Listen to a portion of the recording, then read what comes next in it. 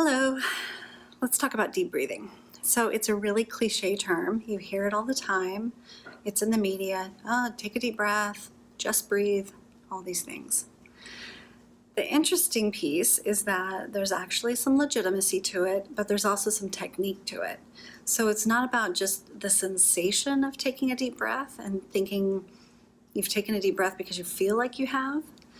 So I'm going to actually teach you a way to know whether or not you're breathing deeply.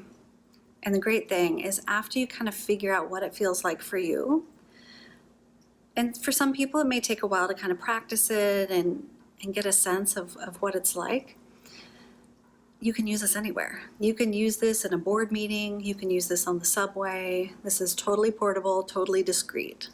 That's what I love about it. And in regard to anxiety, so anxiety is a very energetic emotion, right? We have the jitters, sometimes sweaty palms. We can feel kind of a vibration in our body when we have anxiety. So deep breathing is not going to take away your anxiety completely, but it is one opportunity to kind of turn it down a little bit. Okay, so let's get started.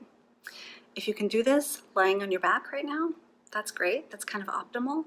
If you can't, no big deal. But you might try it again later tonight before you go to bed and see how it feels, see if you can tell a difference. So let's start by putting a hand on our chest and a hand on our stomach. I want you to just breathe normally, not do anything special. Just breathe. Now as you're just kind of trying to breathe as normal as you can, I want you to notice if the hand on your stomach or the hand on your chest is rising and falling more than the other. Can you tell a difference?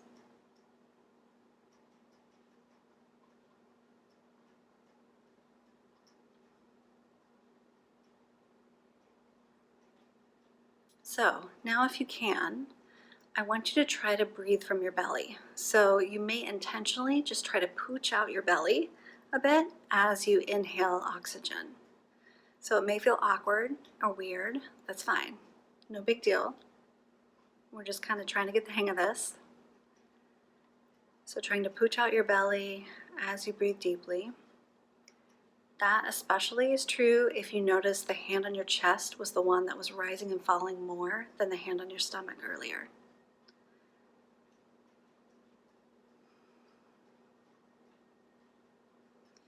So what we're doing when we're trying to make our belly rise and fall is we're trying to take in more oxygen into the bottom part of our lungs.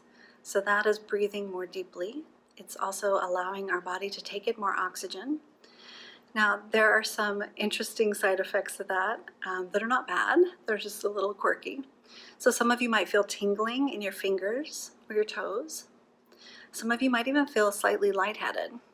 So just take your time. It's nothing to worry about. It's actually just information.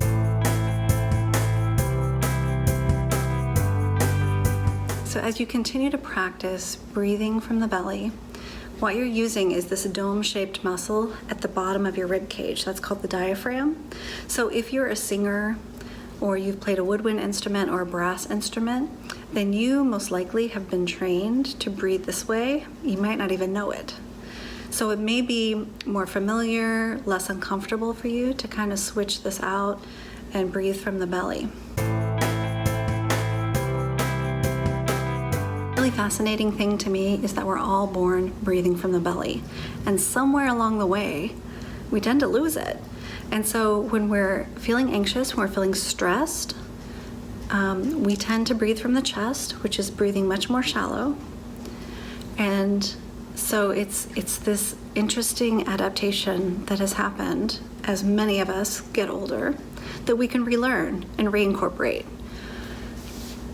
The really cool thing too is that if you see big dogs or horses, you'll notice they're breathing from the belly. They're breathing from below the rib cage. That's the part of them that's rising and falling.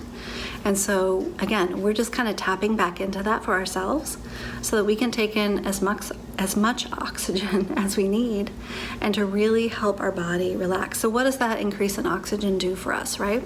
So it helps our muscles relax. So a lot of times when we're tense, stressed, or anxious, we tend to clench, right? Some people clench their jaw. Some people tend to get clenched in their kind of shoulder area.